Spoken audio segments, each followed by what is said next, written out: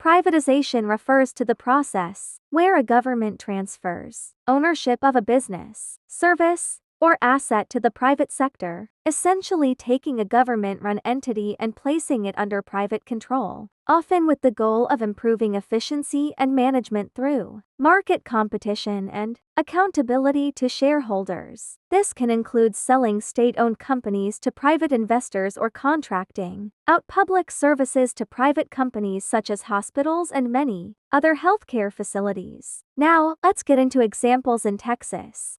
Texas has the most private equity-owned hospitals in the United States, with 97 hospitals. Some private equity firms that own hospitals in Texas include Equity Group Investments owns Ardent Health Services. One Equity Partners owns Ernest Health. Apollo Global Management owns LifePoint Health and Scion Health. Golden Tree Asset Management and Davidson Kipner owns Curum Health. Surgery Partners, owned by Bain Capital. Webster Equity Partners owns Ocean Healthcare. Other types of hospital ownership in Texas include government-owned and nonprofit. In 2022, 260 of the 509 hospitals in Texas were for profits. The Texas Health and Human Services Commission, HHSC, licenses and regulates general hospitals in Texas. The HHSC also operates 10 state hospitals for people with mental health issues. Yes, Texas has privatized some of its healthcare services, including Medicaid and foster care. Yes, Texas has privatized some of its healthcare services, including Medicaid and foster care. Medicaid in the mid-2000s. Texas transitioned adults with disabilities from state-run insurance plans to private Medicaid plans. This led to higher spending on prescription drugs and outpatient medical care, and lower spending on inpatient care. Foster care. Texas is privatizing foster care in North Texas, including Dallas and Collin counties.